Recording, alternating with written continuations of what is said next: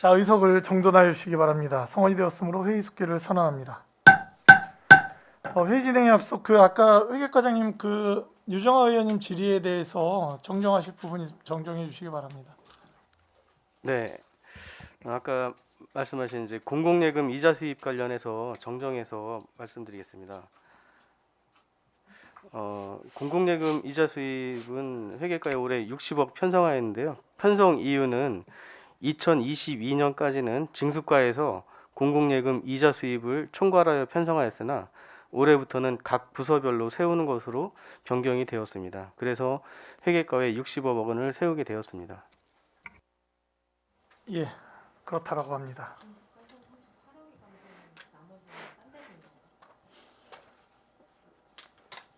자, 제가 23쪽입니다. 직장 어린이집 운영에 대해서 예산이 올라왔기 때문에 드리는 말씀입니다.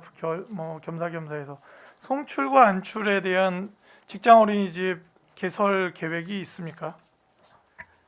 예, 안중 출장소는 이제 신청사 계획에 집어넣어서 이제 설치 계획을 가지고 있습니다. 다만 이제 저희들이 계속 좀 바로 즉시 하지 못하고 있는 이유는 네. 영유아 수가 지금 줄고 있습니다. 줄고 네네. 있다 보니까 수요층이 좀 줄고 있는 단계고 이제 자치위원회에서도 계속 얘기를 하셔서 저희가 작년 10월에 금년 10월이죠. 한번 설문조사를 했었습니다. 송출 안출 직원들 대상으로. 근데 어린이집 생기면 들어가겠느냐라는 답을 주신 분이 불과 7분밖에 안 계셨었습니다. 그래서 저희도 좀 고민은 하고 있습니다. 수요는 줄고 있고 또 시에서 운영하는 어린이집은 늘고 있고 시 전체 민간까지 합쳤을 때 어린이집 충원율은 약 80%로 저희가 파악하고 있습니다. 그래서 좀 남는 단계이기 때문에 이건 좀 고민하면서 진행을 좀 하겠습니다. 이게 이제 어떤 지역 균형 발전의 문제랑도 사실은 같이 가게 됩니다. 예를 들면 지금 대부분의 공직자분들께서 본청 위주로 해서 주거를 가지고 계시고 있고 그렇기 때문에 지금 이런 부분들이 먼저 선행돼서 해결되지 않으면 아이를 태우고 송탄 출장소까지 아니면 아이를 태우고 안중 출장소까지 함께 아이를 대동해서 올 수가 없다라는 거죠. 그렇기 때문에 어떤 지역의 균형 발전 문제에서부터 이 부분들이 접근이 돼서 우리 공직자분들 스스로가 내가 안중에도 가서 살고 내가 서정동에서도 살고 물론 그렇게 사시는 분들 아직 많이 있습니다. 많이 있는데 그래도 전체적으로 그런 분위기가 형성이 돼야 이런 부분들이 또 직장 어린이집 같은 경우는 그 7분은 또 절실하실 거예요. 그렇기 때문에 균형감 있게 되지 않을까 싶습니다. 어쨌든 잘 계속적으로 체크해 주셨으면 고맙겠습니다. 공무원의 복리후생인 부분에 있어서 굉장히 중요한 부분이라는 생각이 들어서 말씀드리는 겁니다. 예, 더 노력하겠습니다. 27쪽 아까 김혜영 의원님께서 질의하셨던 부분입니다. 직무 관련 국외 여비가 2억이 잡혀 있습니다. 저희가 이제 전 부서에 예산이 여기 형성이 돼 있는데 이 부분이 지금 저희는 이제 공직자분들은 만약에 업무로 출장을 갈 때 전액 100% 지원입니까? 어떻게 됩니까? 예, 공무원 여비 규정에 따라서 지원이 되고 있습니다. 그러니까 네. 항공료 같은 경우는 실비가 되겠고요. 나머지 숙박이나 일비 이런 부분들은 정액으로 해서 지금 정해져 있습니다. 예. 그러다 보니까 지금 이제 전 세계가 이제 물가가 이제 뭐 스위스 같은 나라와 뭐 이제 나라별로 물가 상황이 다르다라는 거죠. 그 부분에 대한 어떤 제도적으로 뭐 이렇게 차등이 있습니까? 일본도 있죠. 예, 그렇습니다. 국가별로 약간의 차등이 있습니다. 왜냐하면 지금 출장을 나가는 공무원분들이 사비로 가는 경우가 생겨서 그렇습니다. 일부 자부담이 들어가는 부분이 있어서 이게 맞는 건가라는 좀 의문이 듭니다. 잘 좀 챙겨봐 주십시오. 예, 알겠습니다. 34쪽 시민고충 처리위원회 운영입니다. 제가 이제 우리 이 설명서를 보면서 제가 이제 여기 보면은 사업 개요 속에 시민고충 처리위원 가로 열고 독립적 조직 가로 닫고를 운영. 제가 이제 이 용어가 굉장히 너무 생소하고 좀 어색합니다. 독립적 조직이라는 거. 여기가 무슨 감사관도 아니고. 그래서 제가 이제 조례나 상위 법률을 다 봤어요. 이 과연 독립적 조직이냐 이런 표현이 없습니다. 그런데 이제 제가 이 문제를 제기하고 싶은 건 이 사업 계획을 작성하는 담당자들의 머릿속에 시민고충처리위원이 생각보다 크게 자리 잡고 있는 거예요. 독립적 조직입니까? 조직은 독립돼 있다라고 말씀드리기는 어렵고요. 그 네. 이제 고충 민원에 대한 처리 부분이 이제 독립적으로 수행한다라는 내용으로 좀 이해하고 있습니다. 그러니까 이게 지금 누구로부터 그래서 제가 조례도 지금 일부 조례 13조에 대해서는 개정을 좀 해야 될 부분이 있어서 국민권익위원회의 조사 방식에 대해서 그대로 따라하게끔 그렇게 돼 있습니다. 준용하게끔. 타시군 그렇게 안 돼 있습니다. 그래서 시민고충처리위원회에 대한 우리 집행부에 계속되는 어떤 저희들에게도 요구 사항이 계속 들어오고 했는데 이 부분은 좀 짚어봐야 될 부분이다. 저희가 생각하는 시민고충처리위원과 집행부 쪽에서 바라보는 시민고충처리가 다른 시각이지 않나라는 생각이 자꾸 드는 거예요. 조례에 대한 일부 개정에 대해서는 제가 검토해서 진행하도록 하겠습니다. 70쪽입니다. 이 부분은 저희가 이제 그 정회 시간에도 좀 이야기를 했어요. 주민참여예산 모니터링. 이게 주민참여예산으로 올라오긴 했지만 읍면동의 주민참여예산은 아니고 본청 관할의 주민참여예산으로 들어온 거죠? 예, 시 일반 그렇죠? 제한 사업으로 들어온 거죠. 예. 과연 이게 필요한가? 그러니까 모니터링은 필요하지만 2천만 원의 예산을 들여 인건비를 들이고 지원금을 줘서 할 필요가 있는가라는 이제 고민이 있습니다. 뭐냐면 저희가 이제 주민자치지 않습니까? 그러면 스스로 모니터링할 수 있는 제도를 우리 담당 부서에서 제도를 만들어 주시면 스스로 모니터링하고 그게 문제점이 발견되고 별도의 조직이 필요한 상황이 된다면 별도의 어떤 이런 예산 투입이 돼서 모니터링이 진행될 수 있겠으나 이 부분은 주민 스스로 모니터링할 수 있는 기회 자체를 안 준다라는 부분이 좀 있습니다. 담당 부서에서 그런 제도를 만들면 되거든요. 그 모니터링할 수 있는 시스템을 만들어서 주민들 스스로가 모니터링할 수 있는. 어떻게 생각하십니까, 과장님? 네, 사실 주민 참여 예산에 대한 뭐 장단점에 대해서 많은 분들이 얘기를 해주십니다. 그 중에 단점을 얘기해 보면은 그 주민 참여 예산이 특정 계층을 위한 뭐 참여 예산이 아니냐 이런 얘기를 많이 합니다. 그래서 과연 주민 참여 예산을 성과 사업을 시행해 놓고서 성과가 어느 계층에 한정돼서 돌아가는 건 아니냐 이런 비판적인 생각들이나 이런 게 많이 제기가 됐었는데 그래서 그 차원에서 이 주민께서 이제 주민 참여 예산을 좀 공정한 공무원이 아닌 주민 참여 예산 위원들 그 제도권 안에 들어가 있는 분들이 아닌 시민들이 같이 좀 참여를 해서 이걸 공정한 시각으로 주민 참여 예산이 어떻게 집행이 되는지 한번 바라보자는 시각에서 이게 제안이 된 거로 판단을 하고 있습니다. 그래서 위원장님 말씀하신 대로 저희 그 조직 자체에서 시 재정 사업으로 본 예산에 이 사업을 정기적으로 이 사업을 넣어서 매년 평가한다는 것에 공감을 합니다.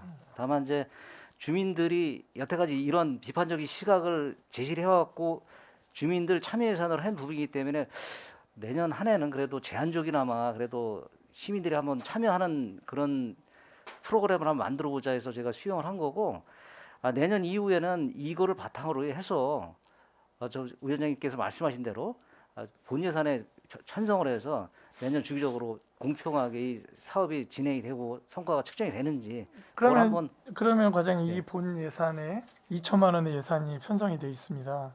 안으로 올라와 있는데 이게 통과가 되면 이분들이 이거는 이제 지금 시 자체의 어떤 주민참여 예산인데 이분들이 그럼 읍면동의 전체 주민참여 예산까지 다 들여다 봅니까? 모니터링을 하게 됩니까? 어떻게 됩니까? 영역은 어디까지죠? 네, 일단 요거는 지금 145건이 다 올라왔거든요. 네, 전 과정을 다 들여다보는 거로 전체를 계획을 들여다본다. 좀 하겠습니다. 그런데 이게 이제 여러 가지 디테일한 부분까지 들어가지는 않겠으나 예를 들면 저희가 이제 회계연도 같은 경우 이제 12월 말까지 해서 결산 검사를 하고 결산 회기를 하고 뭐 이렇게 진행이 되는데 이 부분은 지금 이게 진행이 되는 기간 동안에 이미 2022년도 건 시행이 되고 있고 그럼 이들은 2021년 거를 2022년 내내 주민참여 예산으로 해서 전년도 거를 모니터링 하느냐 아니면 이 예산이 지금 시행되고 있는 2022년도 그러니까 내년이면은 2023년도에 진행되는 주민 참여 예산에 대한 모니터링이냐 어느 겁니까? 전거 과거 거를 2022년 거를 모니터링합니까? 아니면 현재 진행되는 거를 모니터링합니까? 일단 맞습니다. 그 의원님이 말씀하신 대로 네, 작년에 이제 올해 사업 편성 129건이 지금 진행이 네. 되고 있는데 네. 그 사업도 저희가 들여다볼 겁니다. 예산이 만약에 예산이 전년도 분석이 것도 예, 들여다본다? 들여다보고 그러니까 2022년도 거를 예, 그것도 들여다본다. 들여다보고 요것도 네. 이제 진행하는 게 이제 연말까지 진행이 안 끝날 네. 수도 있습니다. 그러면 네, 그 과정이 예. 어떻게 투명하게 잘 진행이 네. 되고 있는지 그 과정까지 한번 그런데 보는 이거 거로 그렇게 계획 말씀하시면 이 모니터링이 진행된 동안에 2024년도께 진행이 돼 버립니다. 그러니까 이게 반영할 수 없는 상황이 되는 거죠. 그러니까 이게 예산이 편성이 되면 어, 올해 진행된 사업들 2022년 사업 작년에 제한돼서 네, 올해 예산 편성된 게 129건이 지금 진행이 되고 있는데요. 네, 그 사업에 대해서 제대로 이게 절차대로 진행이 되고 성과가 있는지를 한번 들여다보고 그리고 올해 예산 예. 이제 내년 예산을 편성한 부분도 2023년도 내년에 다 끝나지 않더라도 네. 중간 단계에서 한번 평가를 하겠다는 그런 그 내용까지 담아서 한번 모니터링을 할 계획입니다. 이 부분은 이게 왜곡되면요. 물론 어떤 분들이 어떻게 할지는 모르겠습니다. 그러나 지금 이대로면 몇 분이 하시죠? 일단은 지금 이제 모니터링을 하게 되면 각 분야별로 이제 해야 되는데 지금 일단 정해진 거는 뭐 딱히 몇 명이다 이렇게 정해진 건 없고요. 네, 여기 현장 모니터링 활동 지원에 이제 개소별로 이제 10개소 해가지고 이렇게 네. 나와 있거든요. 이건 네, 요건 하나의 예산을 저희가 편성하기 위해서 한 거고 이게 이제 아까 말씀드린 게 145건 이제 작년 올해 거 같은 게 129건이더라도 여기에 단순한 사항들은 제외를 하고 이게 네. 좀 들여다볼 필요가 있다면 이거 엄선을 해서 좀 개수를 좀 네. 선정을 할 필요가 있고 네, 그래서 네. 인원은 뭐 너무 많아도 안 되고 그래서 한 20명 내외가 되지 않으면 좋을까. 제가 네. 왜 이런 말씀을 계속 드리냐면 이제 소수의 분들이 다수의 상황에 대해서 이제 판단을 하는데 주민 참여 예산의 취지 자체가 제가 지금 이 부분에 대한 이야기가 길어지는데요. 요건에 맞고 그래서 주민 투표를 통해서 선정이 됐습니다. 그러면 이게 집행이 될 때 부족한 부분들이 생길 수도 있겠죠. 제가 왜냐면은 이제 모니터링이라는 개념이 그 부족한 부분들을 야, 요거는 좀 이렇게 했으면 더 활발할 수 있었다. 라는 이야기까지는 오케이라는 거예요. 왜? 시작됐고 이 주민참여 예산이 1년 동안 진행돼 와서 선정이 되고 그리고 후년도에 진행이 되지 않습니까? 선정되는 과정 자체가 이미 그 제도권 안에서 다 모니터링이 돼 버렸다라는 거죠. 그리고 주민분들이 주민총회에서 주민투표를 통해서 의결이 돼서 진행이 된 건데 이 모니터링단이 이 사업이 맞냐 아니냐를 거기서 다시 한다는 건 오류다, 잘못됐다. 그러면 이 모니터링이라는 개념이 이 주민 참여 예산이 A라는 사업, B라는 사업 쭉 있지 않습니까? 100몇십 개가 이렇게 하면 더 활성화될 수 있는데 요 정도까지는 들여다볼 수 있으나 이거는 잘못된 제도였고 잘못된 사업이고 이런 건 하면 안 되고 이걸 논의하는 자체가 잘못되지 않냐라는 말씀을 드리는 겁니다. 참고해 주십시오. 그리고 이 부분에 대해 유정아 의원님 뭐 추가 질문? 예. 저희 방금 위원장님 말씀하신 내용에서 같은 맥락일 수 있는데요. 컨설팅을 통해서 충분히 제시를 하고 논의하고 교육받고 하는 과정에서 사업을 심사숙고해서 결정을 했고 주민총회를 통해서 현재 우리 마을에 필요한 게 무엇인지를 고민해서 지금 진행을 한 거잖아요. 그리고 주민참여 예산제라는 것 자체가 본 취지도 이거는 예산을 집행하는 데서 끝나는 게 아니라 위원장님 말씀대로 책임까지도 잘못된 부분을 본인들이 인지를 하고 다음에는 이것을 이렇게 해야겠다 하고 그 결과를 도출해내는 과정도 필요하다고 생각을 하고 그게 계속 발전해 나가는 과정이라고 생각을 하거든요. 근데 그거를 스스로 인지를 하고 해야 되는데 그거는 그 마을에 안에 살고 있는 분들이 지적을 해주고 고쳐야 되고 평가를 같이 해야 되는 거지 어떤 특정인들이 모니터링 단이 생겨서 다른 마을 거를 그 마을에 살지 않으면서 지적을 하는 건 쉽지가 않아요. 지역구 의원님들이 그 지역을 제일 잘 아는 것처럼. 근데 이거는 약간 취지 자체가 좀 다르지 않을까. 오히려 그 주민자치회, 주민자치위원회 이런 곳에 들어가 있지 않은 일반 그 마을에 거주하고 계신 주민분들이 그분들한테 어떤 이런 것들을 우리가 했는데 잘 몰랐던 분들한테 겪어보니 어떻습니까? 라는 설문이라던가 이런 게 필요해서 그거를 백으로 받아서 이렇게 반영을 다음 사업에는 반영을 할 수 있도록 어떤 제도를 만든다든지 이런 식으로 가야 되는 게 맞는 것 같은데 그거를 다른 곳에 살고 있는 사람들을 포함해서 모니터링단에 의해서 평가를 받고 이렇게 한다는 것 자체가 이게 앞에서는 컨설팅을 하고 뒤에서 모니터링을 하고 이게 말이 안 되지 않나요? 그럼 이 사람들은 재단된 안에서만 움직여야 된다는 이야기인데 자기들만의 고민을 가지고 예산을 세워서 집행을 하고 했는데 이건 앞뒤가 안 맞는 내용이 아닐까 싶은데 고민을 해주셔야 될 것 저 같습니다. 위원장님하고 유장 의원님 말씀하신 분들 공감을 하고요. 그런 부분에서 이게 이제 주민 참여 예산은 주민이 제안한 사업이기 때문에 저희도 그런 문제점을 두 분 말씀하신 그런 문제점을 내년 예산에 반영을 해주신다면 그런 부분까지 포함해서 컨설팅이 되도록 하겠습니다. 일단은 여기서 논의는 마치고요. 저희가 또 나중에 비공개 때 이야기 나누도록 하겠습니다. 83쪽 볼까요? 자원봉사센터 운영 지원이 있어요. 제가 잘 몰라서 그런데 이 지금 운영 지원 인건비나 이런 거는 어디서 지금 나가죠? 저희 그 타부서에서 이거는 직영이기 때문에 우리 예산으로 좀 세워 있습니다. 10명이 예산으로? 계약직으로 지금 운영이 되고 있습니다. 알겠습니다. 제가 자원봉사센터가 굉장히 코로나 시국에서도 정말 의미 있는 사업들을 많이 했고 평택시의 어떤 자원봉사에 대한 부분을 정말 제도권 안에서 민간 영역과 협력하면서 아주 잘했다고 생각합니다. 그런데 약간 아쉬운 부분이 뭐냐면 자원봉사센터를 제가 보면서 시 직영의 기구라고 잘 생각이 안 들어요. 그리고 제가 뭐 방송에서 지금 센터장 모집 기간입니까?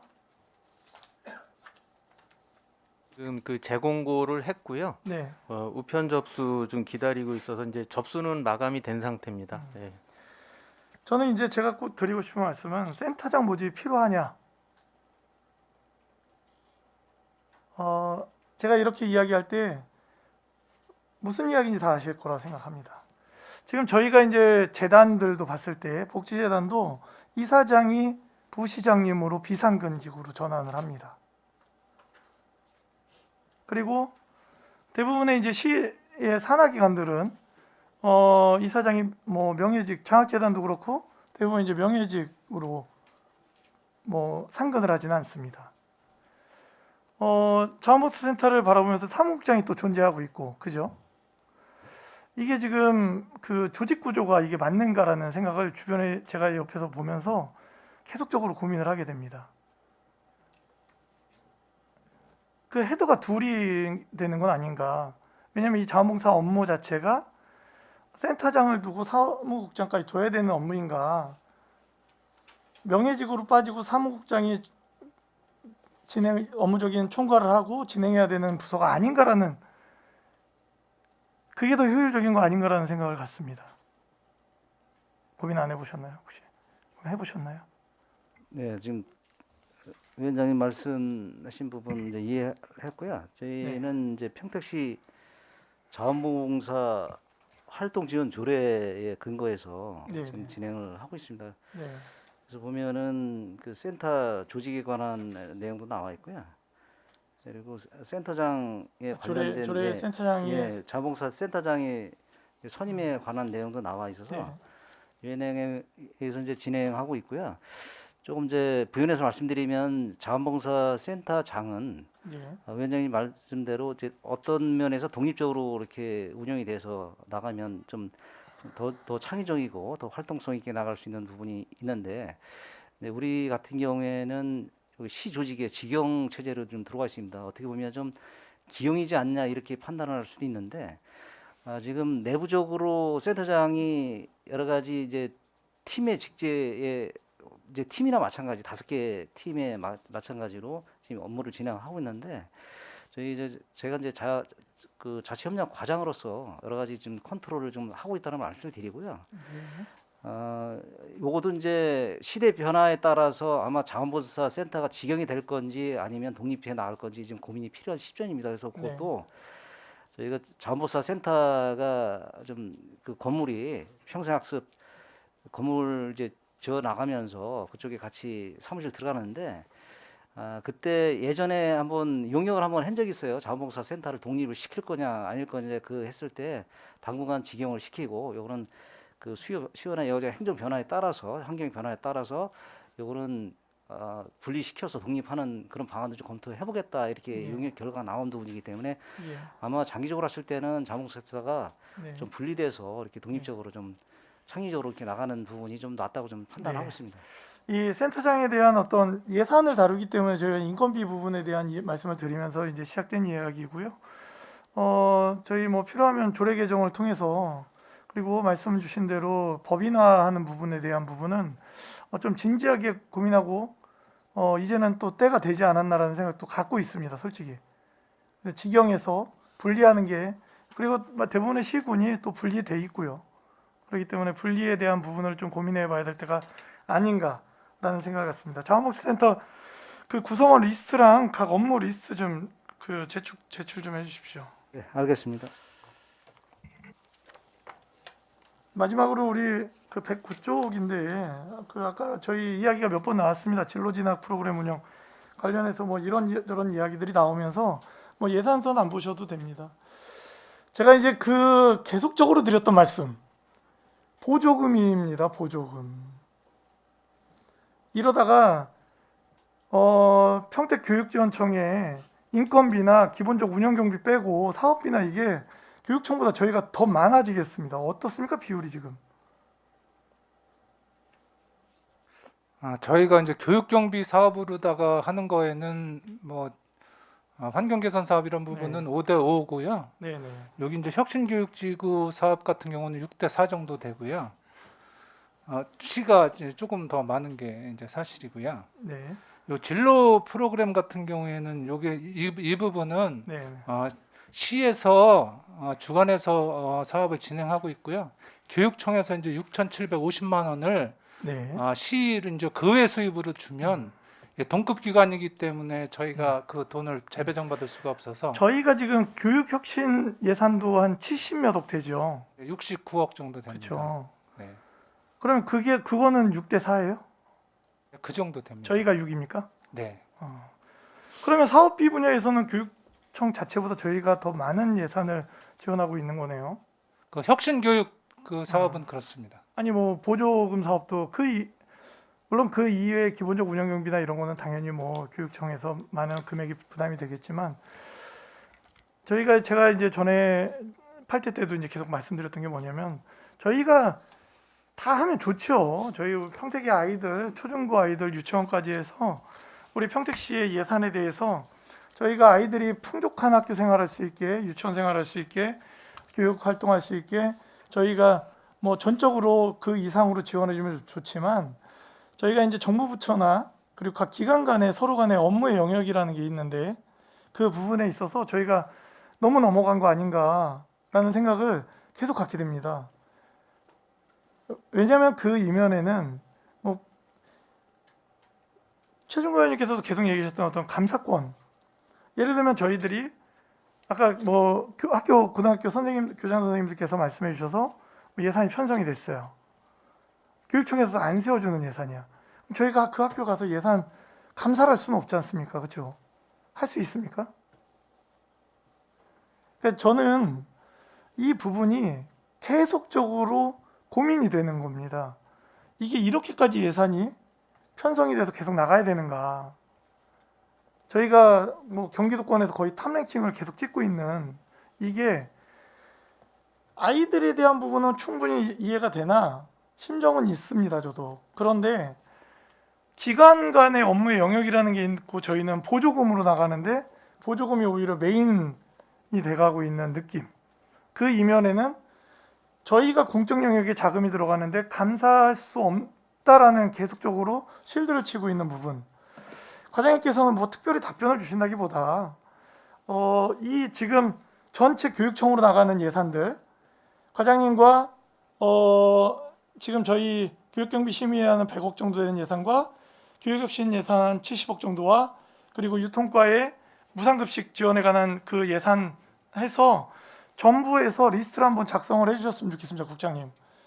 그래서 이 부분들 교육청으로 저희가 학교로 각 학교로 지원되는 예산들에 대해서 전체 리스트를 만들고 그 안에서 감사할 수 있는 계획들, 어떻게 감사할 수 있는지, 예산에 대해서 어떻게 들여다보고 현장을 볼 수 있는지를 전체 리스트와 함께 계획을 좀 담아 주십시오. 그러면 저희들이 이런 계속 이 불편한 마음이 안 들 것 같습니다. 있어야겠다.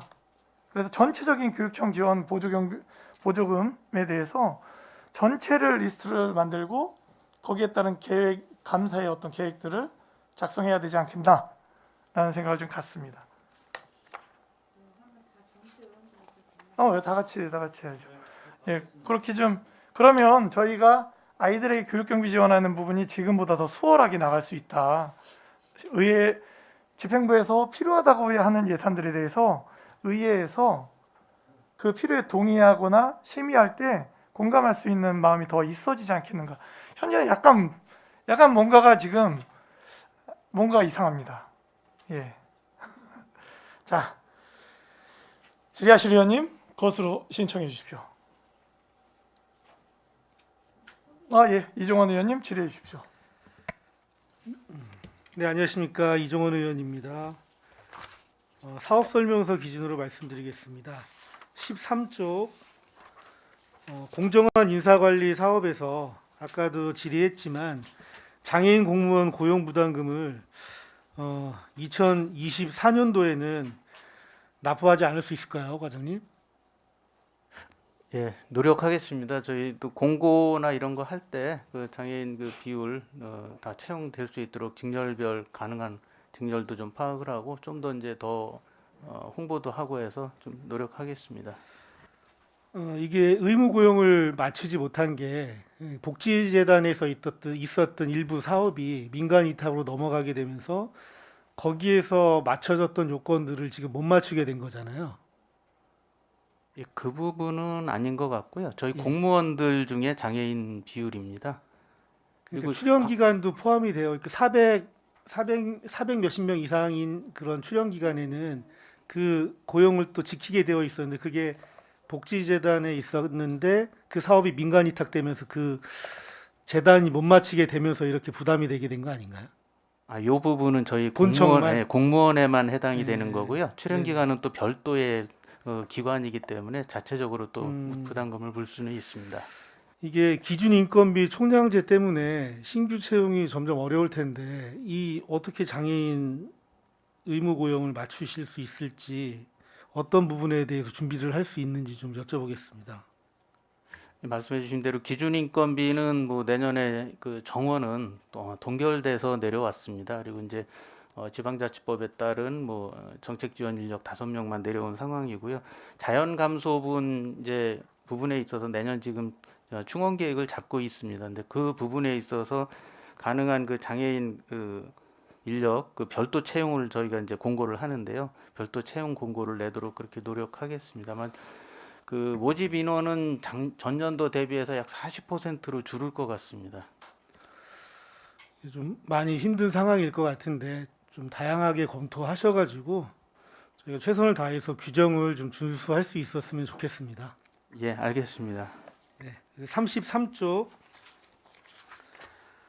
근로자 산업안전보건관리 사업에서 중대재해처벌법 시행으로 안전보건관리 체계를 구축해야 되고 안전보건교육과 안전보건용품 구입을 하게 되어 있죠.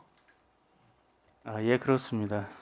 혹시 그 안전보건관리 체계를 미구축하거나 그 미이행으로 인해 가지고 중대산업재해에 이르게 되면 누구에게 어떤 처벌이 이루어지게 됩니까?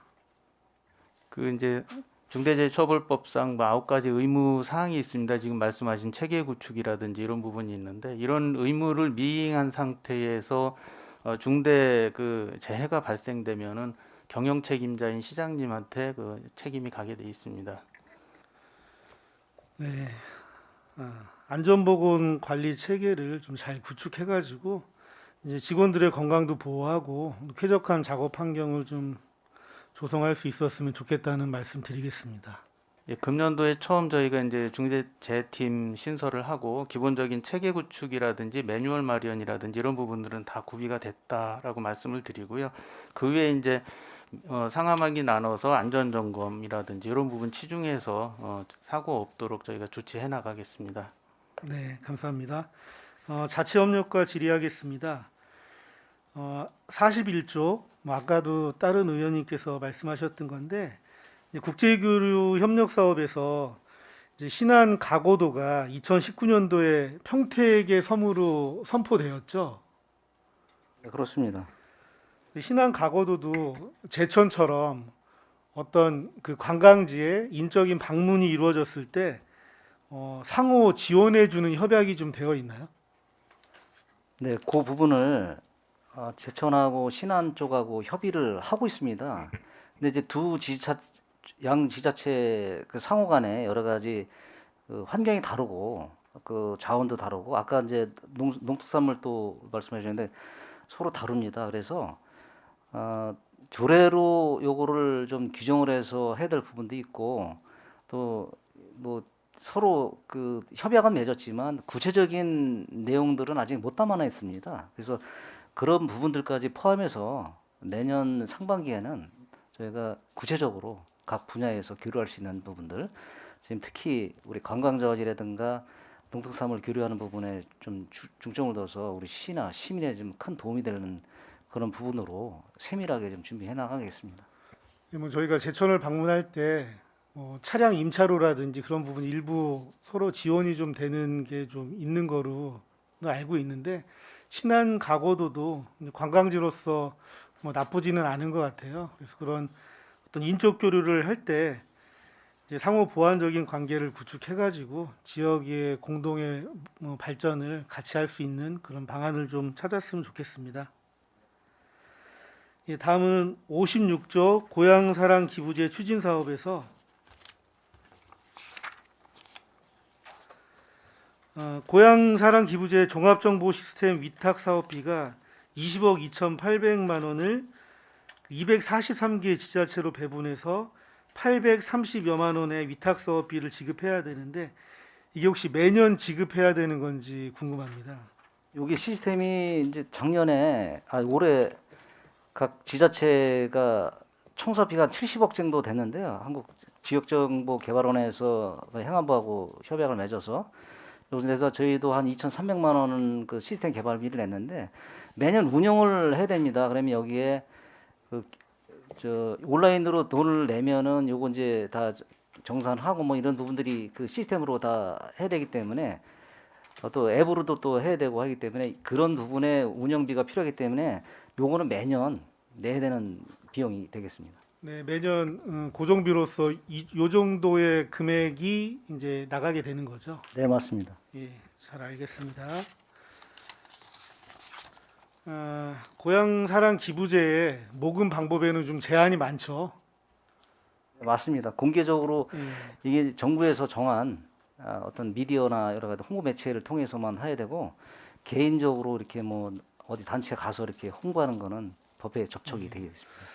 제한된 규정 안에서 홍보를 하기는 좀 쉽지 않겠지만 활성화를 위해서 좀 다양하게 많은 노력을 좀 부탁드리겠습니다. 알겠습니다.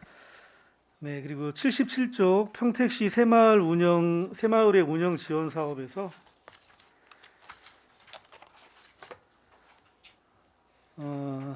신규 사업인데 해외 봉사활동 교류 협력 사업에 4천만 원의 예산을 세웠습니다. 이 4천만 원의 산출 내역에 대해서 말씀해 주시겠습니까? 사실 이 4천만 원에 대해서 산출을 현 시점에서 이렇게 구체적으로 내기가 좀 어려운 부분이 있습니다. 왜냐하면 이게 처음 하는 사업이고 이게 이제 예를 들어서 저희가 예산이 확정이 되지 않은 상태에서 어느 지역의 특정한 지역에서 한다는 건 좀 무리가 있고요. 지금 왜냐하면 우리 시 같은 경우에 베트남하고 베트남 땀키시하고 몽골의 토브아이막 두 개 도시에 지금 교류가 돼 있는데 거기에 어떤 특정한 도시를 좀 가서 하기가 좀 곤란한 입장이 뭐냐면 이게 처음 하는 사업이다 보니까 의원님들께서도 좀 지원을 좀 해주셔야 되고 또 각 시군에 여러 가지 했던 사례들이 있습니다. 그래서 그 사례를 보는데 지금 여기에 북에 또 보시듯이 해외 현장 봉사 활동으로 돼 있습니다. 의료 봉사나 생피부 전달 현장 활동이 돼 있는데 이 부분들은 저희가 여기 예산이 어느 정도 가시화되면 그 도시들하고 협의를 해서 예산이 4천만 원이 다 될 수도 있고 아니면 2천만 원으로 줄어들 수 있는 상황들이 있기 때문에 저희가 이거는 사전에 얼마가 어느 정도 든다는 얘기는 말씀 못 드리고 다만 이 예산이 전에 시비를 편성해 주는 부분들은 그분들 가시는 분들 여행 경비는 절대 안 들어갑니다. 그거는 자부담으로 들어갈 거고 요 부분은 나머지 전부 그 물자라든가 그 거기 들어갈 수 있는 경상 경비 필요한 비용들 이거로 전액 집행한다는 거는 생활적에 저희가 네. 확인을 했습니다. 저는 좀 반대로 생각하거든요. 어떻게 신규 사업인데 예산을 세워놓고 그 예산에 맞춰서 사업 계획을 짭니까? 사업 계획이 나오고 그 안에서 예산을 맞춰야 되는 게 당연한 거 아닌가요? 새마을에서 지금 요 예산에 맞춰서 하나 그 가예산을 짠 게 하나 있습니다. 사실은 그래서 제가 의원님들께도 좀 양해 말씀드린 부분이 이게 처음에는 사업이다 보니 그리고 이게 전국적으로 많은 지자체가 하는 사업도 아니고 해서 좀 저희도 고민이 많았습니다. 이런 부분에 대해서 어떤 부분에 그 여러 가지 봉사 부분도 많고 새마을 이게 이제 운동조직 육성법에 보면 해외 협력 사업에 새마을 운동에 필요한 비용의 전부 또는 일부를 보조할 수 있다는 규정도 있는데 이게 그동안 이 사례들이 어떻게 성공적으로 진행이 됐고 지자체에 어떤 사례들이 있는지 사실은 모니터링하는 시간이 좀 부족했습니다. 사실은 그래서 지금 그 제가 말씀드린 게 그거예요. 시간이 부족하고 준비가 안 됐으면 그 조건을 충족해 줘야 되는 게 집행부예요. 어떤 단체에서 어떤 의견을 올렸을 때 그 요건이 맞지 않으면 그 요건을 충족하기 위해서 준비를 한 다음에 예산을 올려야 되는 게 맞는 거예요. 이거는 새마을 육성법에도 분명히 근거가 명시되어 있잖아요. 좋은 사업이에요. 할 수 있어요. 하지만 그거에 대해서 아무런 준비도 안 돼 있고 대상지도 없고 몇 명이 어디로 가야 되든지 사업량도 정해지지 않은 상태에서 그냥 이렇게 예산을 반영해서 이 사업이 만약에 잘못 자리를 잡지 못하거나 잘못되게 되면 그 책임 또한 저희한테 있는 거예요. 그러니까 이 사업이 잘못됐다는 게 아니라 이 사업을 잘 하기 위해서는 충분한 검토가 미리 이루어져야 된다는 말씀을 드리는 거고 그거에 대한 내용이 여기에 없어서 지금 계속 말씀을 드리는 거예요. 그러니까 저는 반대로 생각합니다. 신규 사업일수록 그 사업에 대해서 조금 더 준비를 잘 해가지고 예산을 담아야 된다라고 생각합니다. 만약에 집행부에서 그런 기준으로 본인들은 이런 예산 하나 올릴 때 다 짜서 올리잖아요. 그러면 그 기준에 맞춰가지고 뭔가를 다시 올렸어야 되는 게 아닌가 싶은 거예요. 그래서 이 사업 자체를 반대하는 건 절대로 아닙니다. 근거도 있고 할 수 있는 사업인데 이거에 대해서 세부적인 내역이 없으면 저희는 이거를 어떻게 해야 될지 또 판단하기가 힘들 수가 있습니다. 그래서 신규 사업에 대해서는 앞으로 올리실 때 예측 가능한 사업량하고 여러 가지를 좀 잘 반영해서 좀 담아주셨으면 좋겠습니다. 네, 지난번에 미리 저희한테 어떤 사업 계획을 설명해 주셨잖아요. 그 자료에도 보면 뭐 베트남 얼마, 뭐 캄보디아 얼마, 라오스 얼마, 뭐 어느 시에 뭐 얼마 이런 기준으로 인해서 뭐 대략 뭐 평택시는 4천만 원이면 될 것 같다. 이렇게 예산을 잡은 것 같은데 그렇게 잡아서는 뭐 신규 사업에 대해서는 저희가 어떻게 뭐 할 수 있는 그런 부분이 사실 없어요. 그렇게 해서도 안 된다고 저는 개인적으로 좀 생각하거든요. 그래서 이 부분에 대해서 앞으로 신규 사업 부분에서는 조금 더 신경 써주셨으면 좋겠다는 말씀 드리겠습니다. 네, 잘 알겠습니다. 그리고 91조 통합방위 지원체제 관리 사업에서 과학화 예비군 훈련장 시민개방 프로그램 체험 사업이 2022년도에 처음 시행되었는데 혹시 잘 진행되고 있나요? 네, 이거 지난 12월 2일 날 이제 마지막으로 두 번째 진행이 됐거든요. 그래서 그날은 한 270여 분이 왔고요. 지난 7월 달에 한 130여 분 중 왔습니다. 그래서 한 400여 명의 시민들하고 학생들이 참여를 했는데 거기 구성되어 있는 거는 이제 안보 교육이라든가 심폐소생술 그리고 영상 모의 사격 요거를 위주로 진행을 했습니다. 반응은 상당히 좋았고요. 그래서 내년에 조금 더 인원을 좀 늘릴 계획으로 해서 한 300만 원 정도 증액을 한 부분입니다. 혹시 뭐 저희 의회도 좀 참여할 수 있는 기회가 있을까요? 의원님들 내년에 저희가 모시겠습니다.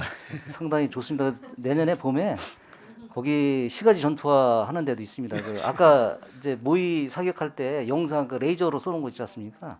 그래서 그런 포인트도 있으니까 의원님들 모시고 한번 가서 심폐소생술도 의원님도 한번 해보시고요. 예. 제가 한번 프로그램 만들어 보겠습니다. 예. 그리고 이게 3075 부대에서 협조를 해주시는 건가요? 네, 그렇습니다. 여단에서 여기 훈련대가 별도로 있습니다. 3075 부대 훈련대에서 지금 진행을 하고 있습니다. 그래서 그런 군부대하고 평택시하고 교류할 수 있는 방안도 좀 같이 수립을 좀 해주셨으면 좋겠습니다. 알겠습니다.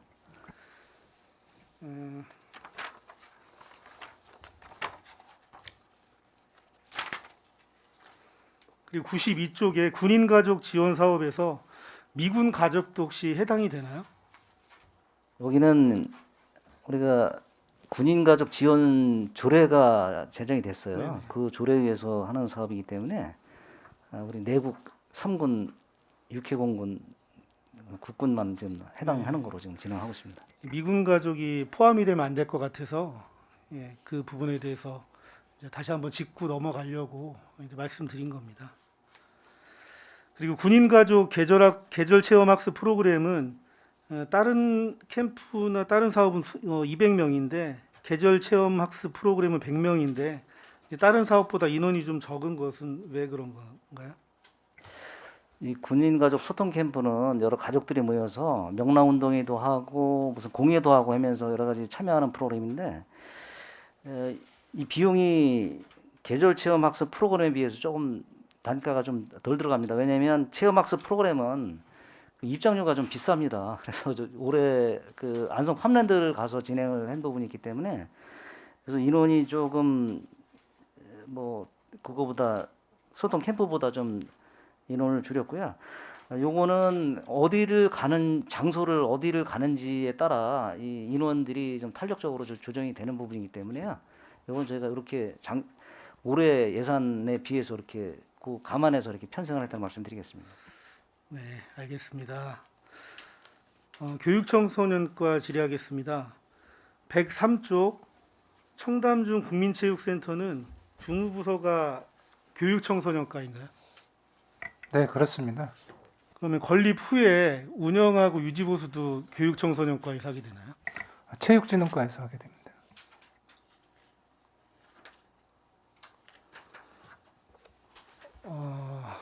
그러면은 교육청소년과는 건립 후 운영하고 유지보수를 안 하게 되면 어떤 부분을 담당하게 되나요?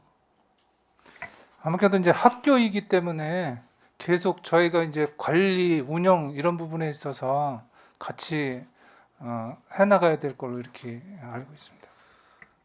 그러니까 이게 주민 생활체육 지원 사업하고도 같이 연결이 되는 사업이기 때문에 그 교육청소년과하고 체육진흥과하고 협업이 반드시 필요하고 그 업무에 대한 분장도 좀 필요할 것 같거든요. 그 부분은 이제 지금 단계를 넘어서 완공 단계에 가면 이제 운영 협약을 하게 되는데요. 그 과정에서 그 부분에 대해서 협조하겠습니다. 네, 그리고 혹시 이게 나중에 수요가 좀 많아지고 반응이 좋으면 이런 학교 시설하고 연계한 그런 학교 시설 복합화에 대한 추가 계획들이 계속 있을까요? 네, 이 부분을 이제 하기 위해서는 그 이제 조금 전에도 말씀드렸듯이 학교 측이 이제 이 부분을 부지 사용을 이제 승낙을 해줘야 되는 부분인데요. 저희 시는 그 사립학교가 굉장히 많은 편이에요. 그래서 이제 그런 부지 승낙 받는 게 쉽지 않고요. 또 이런 사업에 이제 수영장이 있는 관계로 수영장이 이제 또 이렇게 많이 있는 곳에는 피해서 또 해야 되는 부분도 있어서 그런 점이 좀 어렵습니다. 그럼 앞으로 계속 부지 확보는 점점 어려워질 것 같은데 이렇게 학교 시설하고 연계를 하는 사업들이 뭐 지속적으로 좀 있었으면 좋겠다. 예, 그래서 좀 학교 부지 사용 승낙이나 이런 것들이 잘 이루어지면 좀 특별한 이유 없으면 좀 잘 진행될 수 있도록 향후에도 좀 계속적인 계획 관리 좀 부탁드리겠습니다. 네, 알겠습니다. 117쪽 지역대학 협력 및 지원 사업입니다. 이제 교육부가 대학 관련 업무를 담당하는 고등교육 정책실을 폐지할 예정이죠. 그 부분은 제가 아직 파악은 못했습니다. 예, 지난달 9월인가 10월에 아마 발표가 됐는데 지방대학의 특성화를 위해서 지자체하고 어떤 협력을 좀 강화하기 위해서 어떤 교육 정책이라든지 특성화 전략 수립 같은 교육 정책에 관한 부분을 지자체에 이제 이관하는 부분이 검토 중이거든요. 그래서 이 지역 대학하고의 연계성이 앞으로 좀 굉장히 중요해질 거라고 좀 판단이 됩니다. 9억의 예산이 편성되어 있는데 주로 어느 부분에서 사용하게 되나요? 네, 이건 이제 평택시 관내 이제 3개 대학에 대해서 저희가 이제 사업을 공모해서 이제 진행할 계획이고요. 요 이제 사업 내용은 대학이 이제 기존에 갖고 있는 인적 자원이나 물적 자원 이런 부분을 활용해서 어떤 협력 사업을 제안하는 사업을 저희가 공모를 선정하려고 합니다. 그래서 청소년 대상 IT나 3D 프린터나 메이커 체험 아니면 성인 학습자 이런 장학금 4차 산업 관련 창업 교육 관련 이런 사업 제안한 사업에 대해서 공모를 해서 선정해서 진행할 계획입니다. 근데 이게 어떤 교육 과정이나 지역 특성화에 맞춰 가지고 이제 그런 지역 인재를 양성을 해서 취업이나 창업으로 또 연결이 되고 그 연결된 게 이제 정주할 수 있는 부분으로까지 이어질 수 있는 이런 선순환 구조가 좀 돼야 되지 않을까 싶어요. 그리고 평택은 지리적인 여건도 나쁘지 않아 가지고 다른 지방 대학보다는 저희가 잘 준비하면 조금 더 성공적인 사업으로 좀 이루어지지 않을까 싶습니다. 그래서 지역 대학하고 협조에 대해서 충분히 많은 검토를 해서 좋은 계획을 좀 수립해 주시기 바라겠습니다. 네, 알겠습니다. 그리고 148쪽 청소년 공부방 시설 보강 사업에서 그 신장 이동 공부방이 있어요. 그 신장 이동 공부방은 바로 외벽에 바로 커다란 은행나무가 있는데 그거를 지지하고 있는 그 콘크리트 구조가 있는데 그게 지금 갈라져 가지고 좀 붕괴할 위험이 좀 있거든요. 그리고 건물 외벽에 이제 타일이 좀 오래돼서 떨어져 가지고 차량 파손이나 이제 주민들이 부상을 좀 입을 염려가 좀 있습니다. 이거는 그 공부방에서도 요청하는 사항인데 이제 시설 점검 해가지고 좀 안전성을 확보해서 만약 부족한 부분이 있다면 조치를 할 수 있도록 좀 부탁드리겠습니다. 네, 알겠습니다. 사전에 검토해서 그 부분 반영해서 진행하겠습니다. 네, 그리고 208조 평택시 여름 물놀이장 운영 사업에서 이게 북부가 없는 거는 진이천 유원자하고 무봉산 수련원 수영장 때문에 없는 거죠. 네, 그렇습니다. 이게 안전요원하고 인력 운영은 좀 어떻게 됩니까? 그 부분은 제가 파악해서 별도로 보고 드리겠습니다. 예, 이게 지역구에 보니까 한 개소씩 있는 것 같은데 이게 한 달 정도에 이루어지는 거기 때문에 그 안전이나 이런 시설 부분에 있어서도 저희 지역구 의원들한테 그 현황 한 번씩 줘서 같이 한번 검토할 수 있었으면 좋겠다라고 생각합니다.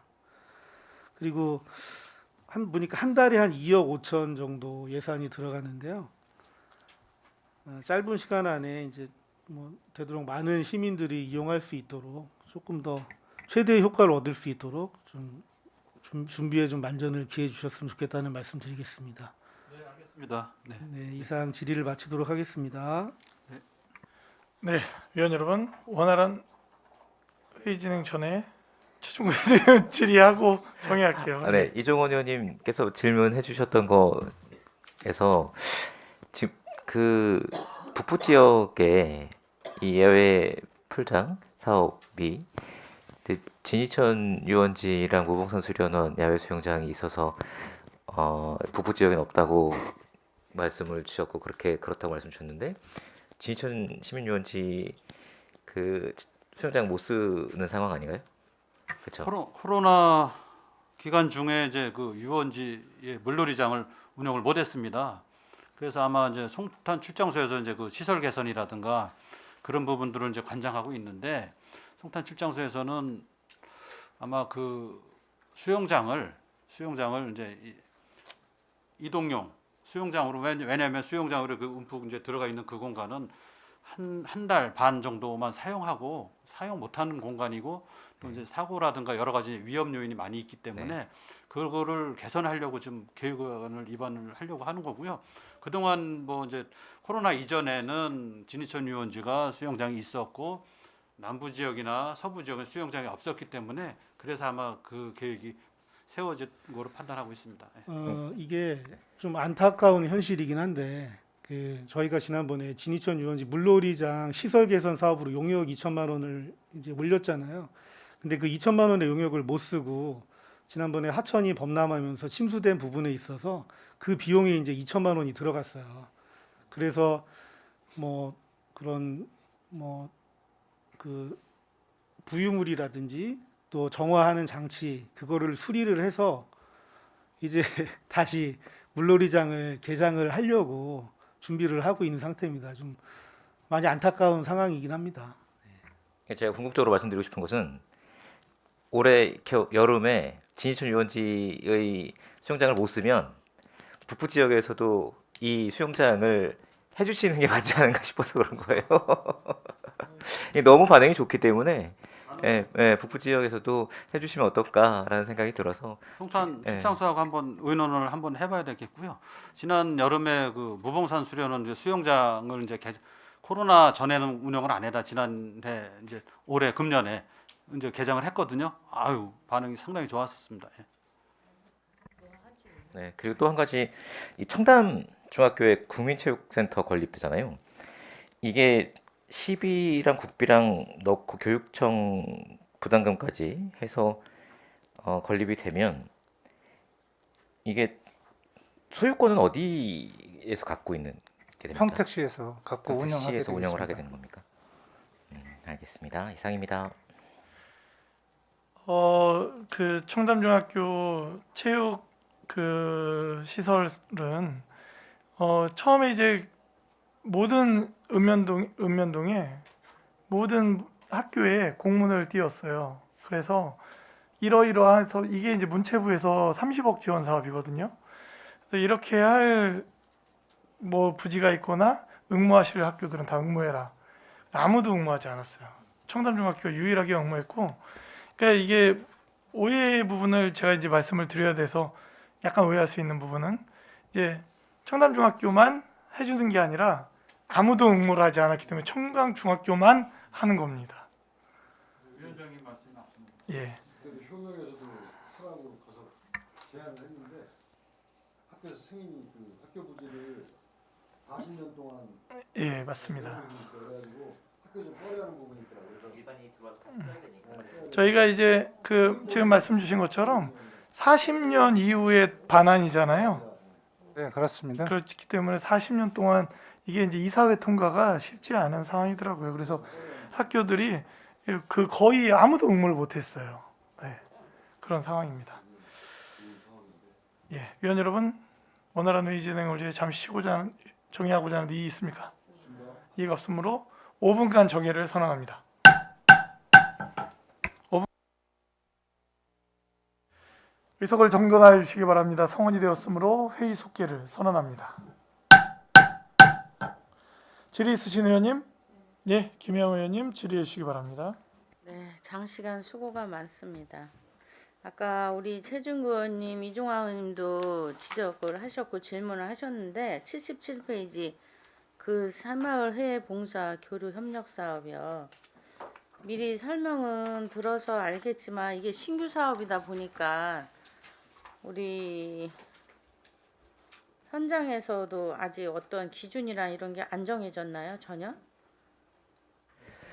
아까 제가 말씀드린 바와 같이 먼저 의원님께 한번 말씀드리고 나서 새마을하고 이제 얘기를 했습니다. 이런 부분들 여러 가지 문제점도 대두가 돼 있고 이 네. 사업이 정말 얼마나 효과가 있을지 네. 지금 교류 도시가 몇 개 있는데 어느 지역에 갈 것인지 이런 거에 이게 대해서 교류 도시로 국한되어 있는 거예요? 지금? 일단 저희가 새마을 협력 사업을 하면 아무 도시나 갈 수는 없고요. 일단 그래도 우리 해외 교류 도시 중에 우리 새마을과 관련된 그런 부분이 할 수 있는 지금 베트남이나 몽골 지역이 두 대상 지역이 지금 검토가 되고 있는데요.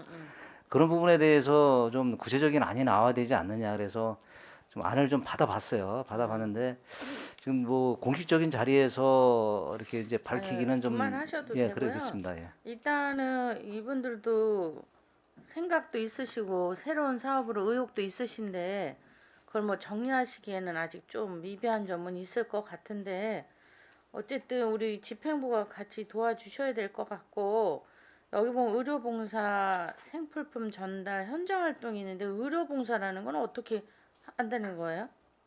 근데 이 지역이 좀 우리보다는 좀 생활 수준이 좀 어렵죠. 떨어지는 지역이기 네. 때문에 의료봉사를 좀 해외에 나가는 봉사 많습니다. 각 지자체에서 그 아니, 그래서 협력 도시에 뭐 하는 사업이 의료인을 있고요. 데려간다는 거예요? 아니면 어떤 의료봉사를 한다는 거예요? 의료인들을 같이 모시고 음. 그 자원봉사 하실 분들을 같이 모시고 가서 현장 활동을 하는 걸 말하는 겁니다. 아, 그럼 여기 새마을 회원이 아닌 분도 가게 되는 거네요?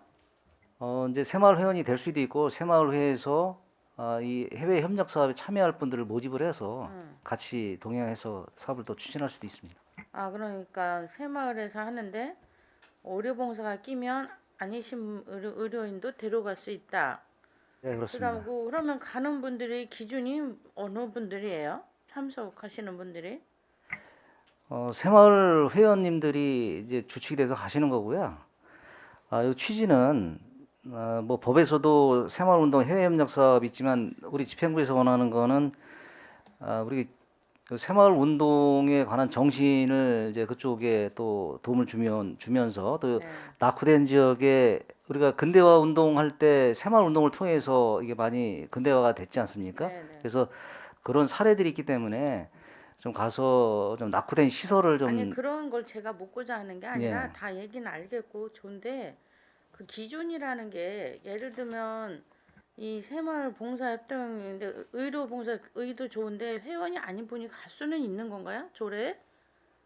조례 뭐 명시돼 있는 건 아니고요. 새마을 회원들 위주로 가는 거고요. 단순 봉사 활동이면 새마을 회원들 위주로 갈 거고요. 특수한 기술이나 재능 기부가 필요한 경우는 아까 말씀드린 의료인들을 같이 대동해서 좀 네. 갈 수 있는 부분을 검토할 수 있다는 검토할 말씀드리겠습니다. 수는 있다. 네네. 아무튼 그러니까 정해진 건 지금 없는데 그 이제 가는 대상도 몇 명의 어느 것을 기준을 갖고 자를 것이냐도 문제잖아요. 그렇죠? 네, 참석하시는 그렇습니다. 분. 예. 이런 분들이 합리적으로 그 이루어지지 않으면 또 분란이 일어날 수 있기 때문에 그런 부분도 잘 정하셔야 될 것 같아요. 그렇죠? 구체적이지는 않지만 어쨌든 그런 기준 같은 거 이런 부분을 잘 정하시고 디테일하게 하지 않으면 이게 성공적으로 끝나길 바라잖아요, 우리는. 그러니까 그런 부분을 좀 신경 써 주셔야 될 것 같아요. 네, 알겠습니다. 네. 그다음에 바르게 살기에서도 그 태극기 다는 게 있는데 이거는 아까 우리 시에서 하는 그런 거하고 동선은 겹치지 않게 하고 있는 건가요? 어떻게? 총무과에서 하는 거는 이제 국경일 때 오는 태극기를 다는 거고요. 네, 이거는 요거는 이제 국경일 때 태극기를 달기 운동, 국민운동을 전개를 하는 겁니다. 네. 그래서 태극기를 달아주고 이제 내년에 좀 달라지는 부분들은 저소득층에 네. 이제 스테인리스 거치대를 좀 지원을 한다는 부분이 좀 추가가 되는 겁니다. 그런 부분에 네.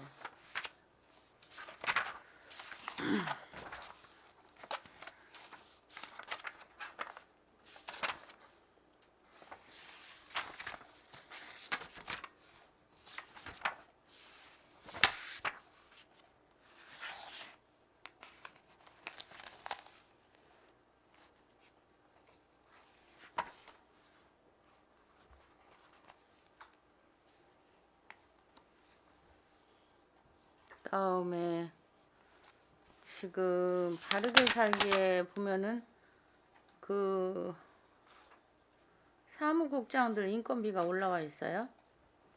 네, 그렇습니다. 이건 어떻게 설명 좀 해주실래요?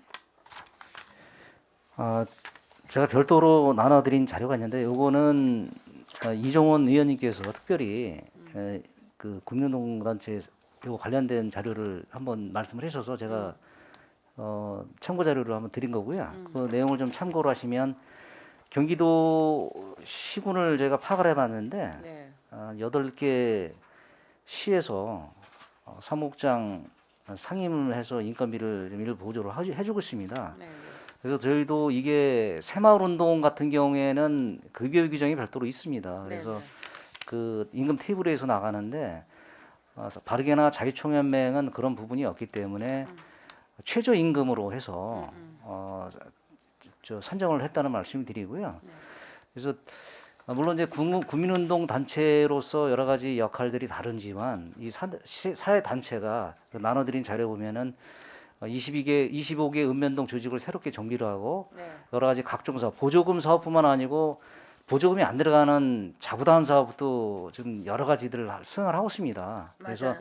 자유총연맹하고 바르게 살기에서도 이런 부분에 좀 자기가 역량을 좀 더 강화를 하려면 종전에 사무과장이 상근으로 해서 가는 건 좀 한계가 있다. 사무국장이 좀 주도적으로 이 사무국을 이끌어주고 실질적으로 현장에서 활동을 해야만 조직이 활성화되고 더 많은 활동들, 국민운동 활동들이 활성화될 수 있다는 판단을 저희한테 말씀을 해주시기 때문에 저희가 내년 예산에 상임직으로 해서 사무국장 바르게 하고 자유총연맹 두 분을 최저 시급으로 기준해서 예산을 반영했다 말씀드리겠습니다. 네, 우리 바르게나 자유총연맹이 많은 일들을 하고 커지면서 사실 힘들다고 하더라고요. 그래서 우리 사무국장들이 뒷받침을 해주지 않으면 아마 힘든 그런 상황인 것 같은데 일단은 저희가 예산에서 살펴보겠지만 긍정적으로 보입니다. 그 다음에 95페이지 야간 자율 방범대 운영 여기 지금 방범하시는 분 단체가 많이 있잖아요. 네, 지금 30개 지대가 있습니다. 이 지대가 서로 어떻게 뭐랄까 그 지역이나 이런 부분에 있어서 다 이렇게 분할이 잘 돼서 하고 계시는 건가요? 이 지대가 읍면동별로 한 군데가 있는 게 아니고요. 네, 알고 뭐 있어요. 네. 해당 읍면동에 뭐 2개, 3개 있는 데도 있는데요. 네. 자율방범대 관련 법이 내년 4월 28일 날 이제 시행이 됩니다. 1년간의 유예 과정을 거쳐서 네. 시행이 되는데 등록을 해야 되고 여러 가지 뭐 자격 조건을 갖춰야 되는 부분들이 있기 때문에 네. 지금 30개 지대가 종전에는 자율방범대 지원에 관한 평택 조례가 있습니다. 그 조례에서 지원이 되고 있지만 이 법이 시행이 되고 등록이 되고 하면 네. 경찰서도 이제 고민을 하고 있습니다. 이게 그 순찰 지대별로 구역이 있는데 네. 이제 한 읍면동에 뭐 2-3개가 몰려 있으면은 또 겹칠 수도 있는 부분이기 때문에 네. 네. 그 구역을 정해주거나 네. 또 아니면 또 그 지대별로 역할을 또 분담하는 그런 내용들도 지금 검토를 하고 있습니다. 맞아요. 그건 검토돼서 겹치지 않게 이게 30개인데 우리 25개 읍면동도 있고 그런데 또 2-3개 있는 데도 있고 이렇거든요. 그런 부분을 다 정비해서 이분들이 밤마다 사실 이거 한다는 게 쉬운 일이 아니거든요. 근데 이게 겹쳐서 하기보다는 그런 부분을 좀 정리를 하셔야 될 것 같아서 내년에 한다 하니까 잘 하셨으면 해요. 네, 알겠습니다. 예, 지원도 그분들이 밤에 하는데 불편함이 없도록 좀 잘 좀 신경 써주시고요.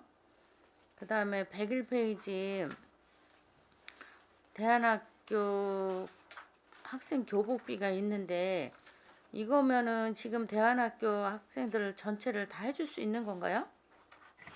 네, 이 예산에는 이제 관내에 네. 대안학교는 뭐 여기에 포함되어 있지는 않습니다. 네. 예담 같은 경우에는 그 뭐 학칙 규정에 단체복 규정이 없는 상황이라 지원이 불가능하고요. 그 자유기독학교는 그 본인들이 희망하지 않고 있어서 사실 관내 대안학교에 있는 학생들을 위한 건 아니고요. 네. 타시도 중고등학교 네. 다니는 이제 평택시 그 아, 주소를 우리 가진 아이들. 아이가 예. 음. 타시도 중고등학교에 다니는 아이들이 신청하는 규모입니다. 우리 시에 있는 분들은 왜 원하지 않으시는 거예요? 자유기독학교는 그 이제 뭐 그 교회에서 자체적으로 다 그런 지원을 받지는 있고. 않겠다 그런 말씀을 하셨고요. 음. 그 예담은 그 규정이 있어야 되는데 규정이 없습니다. 그 교복을 그러니까 단체복을 입지를 않아요. 그래서 네, 그렇습니다. 그래서 이제 일단 어쨌든 대안학교를 다니는 우리 아이들 외부에 다니더라도 해주신다 이거잖아요. 있는 학교는. 네, 그렇습니다. 네네. 알겠습니다.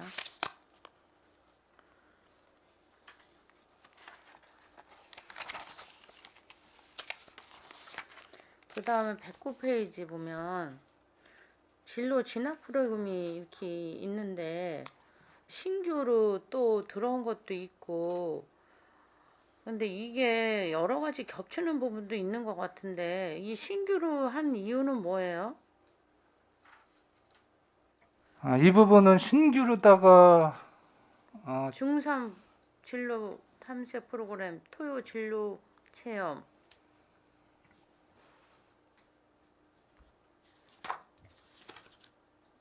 109페이지. 네네.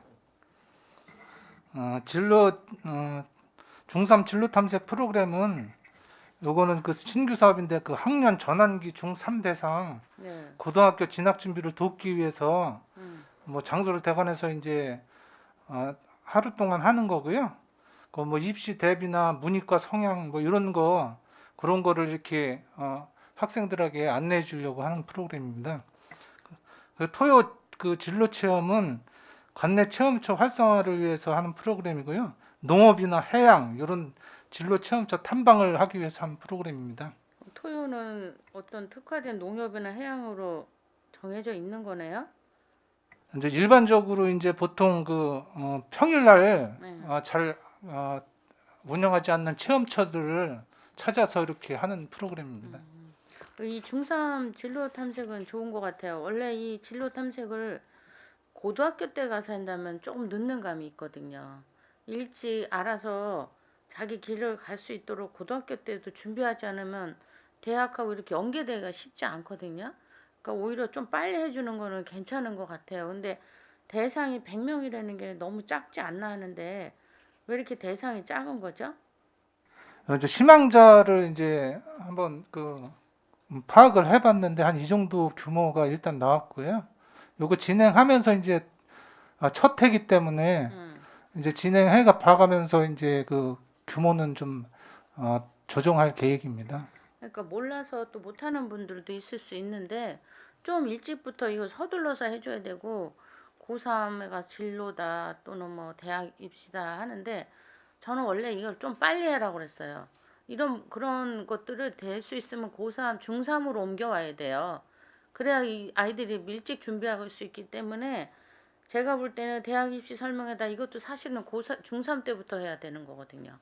그래야 자기가 어느 진로로 가서 어느 학과를 가서 어느 고등학교를 가서 공부를 해서 갈 것이냐 이게 이렇게 돼야지 고3 때 공부 다 해놓고 대학만 간다?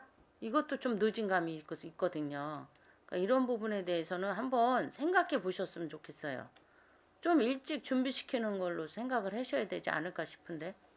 네, 알겠습니다. 알겠다고 하시는 말씀은 좋은데 심히 신경을 쓰셔도 될 것 같고요.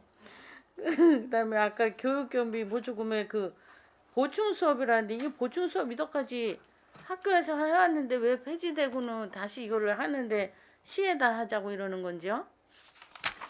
이제 그동안 그런 그 보충 수업을 폐지했어도 일부 학교에서는 뭐 자부담을 하던 뭐 이런 어떤 형태로다가 진행을 해왔던 걸로 알고 있고요. 그러다 보니까 이제 학교 편차가 좀 이제 더 벌어지는 거로 이렇게 이제 나와서 이제 그 학교 아니 이제 좋아요. 다 좋은데 이전까지 잘 해오던 거를 없어지고 다시 하려는 데는 시에 부담을 한다. 뭐 우리가 아이들을 위해서 지원하는 거 못한다는 건 없지만 그런 걸 폐지할 때 학교에서도 신중을 기했어야 되지 않냐. 근데 그거를 해보고는 안 되면은 이제는 시에다가 또 건의를 한다. 우리 시에서 어떻게 아이들을 키우는데 건의를 못 받아들이겠어요. 그렇지만 교육은 백년지대인데 그런 것조차 학교에서 생각을 안 했다는 건지 당연히 나중에 보충 수업을 한다는 거는 교육이 좀 부족하거나 이런 사람들은 당연히 했어야 될 일을 다시 부활을 시킨다. 이런 간단한 거조차도 계획을 못 세웠다는 거 저는 좀 이해가 안 갑니다. 무조건 이거 해주는 게 문제가 아닙니다. 그런 면에 있어서 교육하시는 분들이 좀 신경을 썼어야지 않을까 하는 생각을 해서 잘 생각하십시오.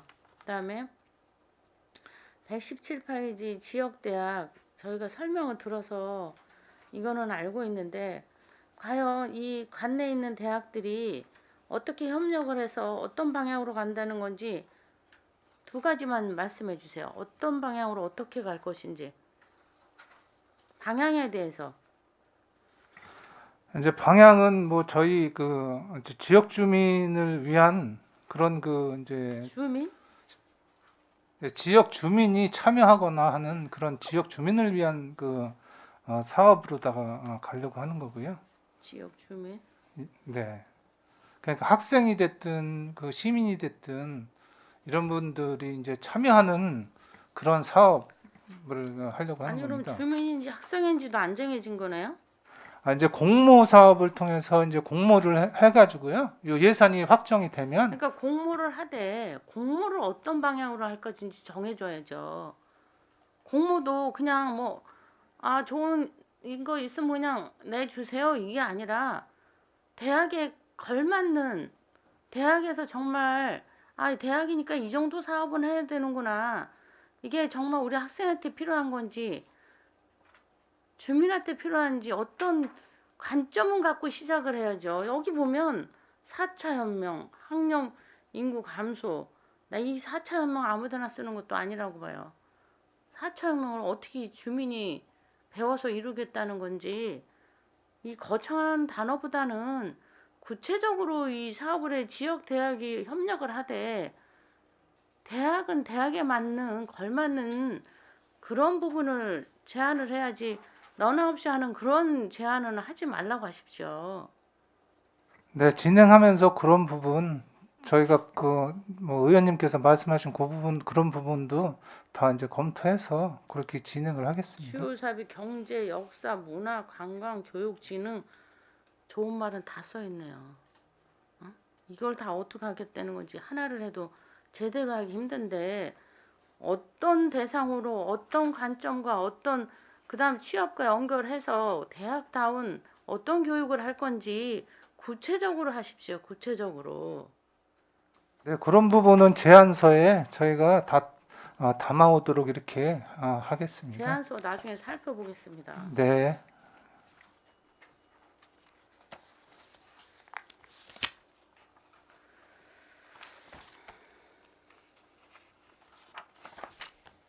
그 155페이지 보면 청소년 휴카페 이게 아까 리모델링이라고 그러셨는데 그 보면 원평 어린이집 같은 것도 굉장히 오래돼서 낡고 그렇거든요. 그럼 전체를 리모델링 하면서 휴카페를 만든다는 거 아니면 그 원평 어린이집 전체에서 휴카페만 리모델링을 한다는 거예요?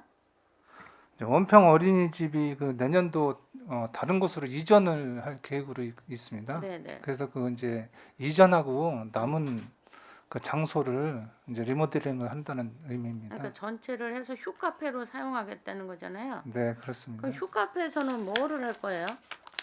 슈카페는 청소년들이 이용하는 그 자유공간 개념입니다. 그냥 자유공간? 네, 그렇습니다. 거기에 이제 최소한 인력 관리하는 인력만 두고 거기서 이제 자기들이 원하는 뭐 이런 것들을 할 수 있게 좀 이런 쉬는 공간이 그냥 되겠습니다. 자유로이 원하는 대로 네, 그렇습니다. 관리만 해서 좋은 것 같으네요. 쉼도 필요합니다. 그냥 계속 몰아치고 뭐 해야 된다. 이것도 굉장히 아이들한테는 압박이거든요. 쉬면서 자유롭게 토론할 수 있다는 거 그런 것도 괜찮은 것 같아요. 굳이 막 이렇게 해라 저렇게 해라 그런 것보다는 괜찮은 것 같아요. 그 다음에 185페이지 보면 여성 청소년 보건 위생품이 있어요. 이게 근데 이게 지금 보면은 13,000원에다가 12개월을 준다는 거예요? 한 달에 13,000원이라는 거예요? 네, 그렇습니다. 13,000원 곱하기 12개월입니다. 이게 뒤에도 보면 전체 청소년한테도 또 있죠. 예, 그렇습니다. 이 전체 13,000원은 이해를 하지만 지금 여기 앞에 있는 지원 대상은 바우처를 받는 학생들한테 지원하는 거잖아요. 네, 그렇습니다. 요 이제 앞에 있는 국비 사업이 이제 처음부터 진행이 됐던 사업이고요. 네, 이게 매칭이라서 이렇게 똑같이 하느냐고 13,000원인지 모르지만 이런 거에 있어서는 시가 조금 더 써도 나는 된다고 생각을 해요. 옷에 생료용품이 엄청 비싸서 그것만 가지고는 절대 해결이 안 됩니다. 이런 부분에 있어서는 좀 시에서 좀 신경을 써야 되는 거 아니겠어요? 매칭이라고 해서 꼭 똑같이만 할 게 아니라 좀 더 신경을 써가지고 더 줘야 된다고 저는 생각을 해요. 그런 부분은 좀 신경 써주셨으면 좋겠는데. 네, 뭐 내년도 한번 진행해 보고요. 네네. 그 부분에 대해서 검토를 하겠습니다. 네네.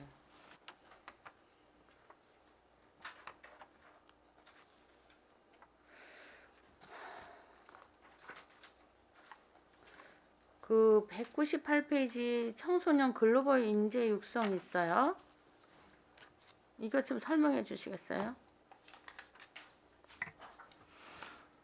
예, 요 부분은 이제 저희 미군 부대하고요. 미군 부대에 있는 학생들 하고 이제 저희 시 학생들 이렇게 30명씩 60명이 저희 이제 평택 시내 뭐 이거 체험도 하고 뭐 이런 같이 숙박도 하고 이런 프로그램입니다. 아주 미군에 있는 군부대 그러니까 군부대에 있는 학생이 정해져 있는 거네 이건요, 그렇죠?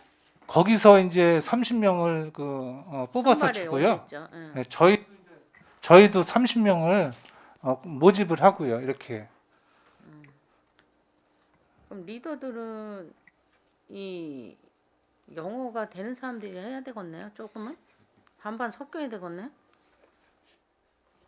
이제 안내하는 친구들이 있기는 해서요. 그 네. 부분에 대해서는 큰 문제는 없었던 걸로 알고 있습니다. 우리 아이들도 또 영어를 잘하는 아이들이 있으니까. 이제 이제 거기에 이제 신청하는 학생들이 네. 그런 쪽에 이제 뭐 좀 관심이 있는 친구들이기 때문에 그리고 그 꿈의 오케스트라 거기 보면은 악기 여기 올라오지 않고 그꿈 청소년부는 거기서 있거나 이거는 아니고 아까 여기 꿈의 오케스트라는 그냥 이러고요. 그 악기 여기 서 있는 게 아니라 그 청소년 센터가 이걸 관리하죠. 네, 그렇습니다. 거기서는 악기를 새로 구입한다고 있었던 것 같은데, 예. 거기서 악기를 사면 이 좀 낡은 악기들은 어떻게 하죠? 지금 이제 아마 저 교체한다는 게 예. 좀 제가 다른 페이지에서 찾지 못하고 네, 있는데요. 그냥, 예. 한 58종 정도 이제 한다고 들었고요. 네. 그 부분은 낡은 정도가 심해서 아니 그러니까 그 낡은 걸 바꾸긴 하는데 그 교체하고 낡은 그 악기들은 어떻게 하시냐고요? 그 부분은 확인해서 별도로 말씀드리겠습니다. 왜냐하면 그 낡은 악기가 아주 못 쓰진 않고 어느 정도 배우는 사람은 쓸 수 있는데 그거를 다시 더 쓸 수 있는 방법을 강구해봐도 좋을 것 같고 그것이 어떻게 처분했는지 얘기해 주시면 제가 방안도 나중에 얘기해 드릴게요. 그냥 버릴 수는 없잖아요. 그렇죠? 위원님 말씀대로 수리 뭐 사용 가능한 거는 수리해서 뭐 확대할 수도 있고요. 뭐 그러고 네. 이제 교체가 되면 남는 악기들이 있을 거예요. 그러니까 그거를 어떻게 활용할 것인지 연구하시고 그러고도 저한테 얘기해 주시면 또 제가 그거를 쓸 수 있는 방법도 제가 생각하는 면이 있으니까 나중에 소통하시자고요. 알겠습니다. 네. 의논하도록 하겠습니다. 네, 이상입니다. 예, 김영 의원님 수고하셨습니다. 질의 있으신 의원님 있으십니까? 자, 간단하게 117쪽에 김영 의원님께서도 말씀해 주셨지만 지역대학 협력지원 사업 9억이 있는데 예산이 통과될 시에 미리 과장님께도 지난번에 한번 말씀드렸듯이 3개 대학이 균등하게 지원될 수 있도록 협조해 주시기 바랍니다. 그렇게 되겠습니까? 네, 알겠습니다. 예, 청소년 휴가협회 같은 경우도 지금 저희가 이제 이 예산을 보면서 저희 앞에 이제 순서 목록에도 그렇고 도비, 국비 이렇게 표기되고 1년 내내 이런 식으로 표기가 됩니다. 그런데 사실은 이제 도비 한 30% 앞으로는 좀 우리 예산서에도 그 명확히 이 제목에도 도비 30% 앞에 목록에도 도비, 국비 다 있지만 비율 정확히 써 주셨으면 좋겠어요. 이게 왜냐면 여기까지는 그래도 저희들 사실 솔직히 괜찮은데 1년 내내 이 사업에 대한 설명이 나갈 때 가로 열고 도비 100%인 줄 압니다. 다 1년 내내 이게 반복이 돼요. 그래서 이 부분은 앞으로 1년 내내 행정자치국에서 적어도 나가는 서류들에는 그리고 우리 평택시에 나가는 모든 서류에는 어떤 사업 설명이나 이런 부분들이 있고 저희가 계속적으로 각 읍면동에서나 이렇게 나갈 때 도비나 국비의 매칭 사업이라면 프로테이지를 꼭 적어주셨으면 좋겠습니다. 예. 그래서 청소년 휴가협회 같은 경우 이게 그러면 그냥 개방형으로 둡니까? 누가 관리는 할 거 아닙니까? 네, 2명이 관리를 하게 됩니다. 분명 인건비가 나가겠네요. 네, 그렇습니다. 아직 계상은 하지 않았습니다. 그러니까 지금 여기에는 없잖아요, 그죠? 네, 향후에 뭐 추경이나 이때 올라옵니까? 예, 그렇습니다. 예. 아까 말씀하셨던 아이들이 자유롭게 뛰어노는 거에 영향은 확실히 2명이 있으면 그 둘은 분명히 무엇인가 하려고 할 거기 때문에 뽑아놓으면 하려고 합니다. 그렇기 때문에 그 부분은 이제 고민을 좀 했으면 좋겠다라는 생각이 듭니다. 월급을 받는데 안 할 겁니까? 하죠. 그리고 마지막으로 하나 우리 회계과의 그 지금 일명 친환경 자동차법 그 환경 친화적 자동차의 개발 및 보급 촉진에 관한 법률이 1월 28일 날 개정이 됐어요. 그래서 지금 공공시설 같은 경우는 우리 환경 친화적 자동차 전용 주차구역을 의무적으로 설치하게 돼 있고 공공시설 1년 유예입니다. 여기에 대한 예산이 제가 보니까 뭐 이런 시설 설치하고 이런 게 없는 것 같아서 그 어떻게 지금 정리가 되고 있습니까? 예, 현재 그 지하 주차장 같은 경우에는 네. 예, 전기차 전용 주차 구역이 따로 설치가 돼 있고 이제 그거는 이제 관용차 네네. 되고 있는데 지금 관련 법률을 한번 더 검토를 해서 예. 그 시에 설치해야 되는 네, 네. 그 대수라든지 그 네. 구역이 필요하면은 지금 저희가 이제 이 유예 기간이 공공시설은 1년이고 뭐 공공 그 이후에 뭐 3년 몇 년 이렇게 유예 기간이 있는데 곧 도래합니다. 저희가 그래서 이 부분은 전기 충전 시설에 대한 게 아니라 그 면을 둬야 되는 거죠. 환경 친화적 자동차. 이게 근데 굉장한 사회적 분란이 생길 수도 있는 법률 개정이에요. 왜냐하면 이게 예를 들면 저희 아파트 같은 경우는 전기차 충전 공간이 없습니다. 따로. 왜냐하면 완속 충전이 한 20개가 콘센트가 있어서 각자 그 주변에 차 대고서 주차를 합니다. 그러면 주민 간에 서로 간에 반목이 없어요. 그런데 이게 신축 5%, 기축 2%, 의무에서 주차면을 만들어 놔야 돼요. 안 그래도 주차장은 좁은데 이 부분이 굉장히 지혜로운 방법들을 찾아야 될 부분이에요. 관공서에도 시청, 본청 가면 주차할 곳이 없어서 계속 떠돌잖아요. 그런데 주차면을 해놔야 돼요. 의무적으로. 이 법률에 개정한 대로라면. 이제 곧 옵니다. 도래하기 때문에 이 부분 전체적으로 해당되는 주차장, 공공시설물들 다 해서 한번 정리되면 향후에 좀 제출해 주십시오. 네, 알겠습니다. 유정아 의원님 질의해 주십시오. 네, 짧게 아까 그 김혜영 의원님께서 말씀해주신 꿈의 오케스트라 그 악기 부분 말씀을 해주셨잖아요. 그 제가 알기로 꿈의 오케스트라가 지금 현재 한번 시작한 아이들이 계속해서 하고 있는 것으로 알고 있거든요. 맞나요? 내용이? 그런 학생들이 많은 것으로는 알고 있습니다. 그렇죠. 새로 이렇게 들어온 기초반이라고 해야 되나? 그런 아이들이 있는데 그런 아이들은 좀 애매한 상황인 것으로 알고 있어요. 현장에서는.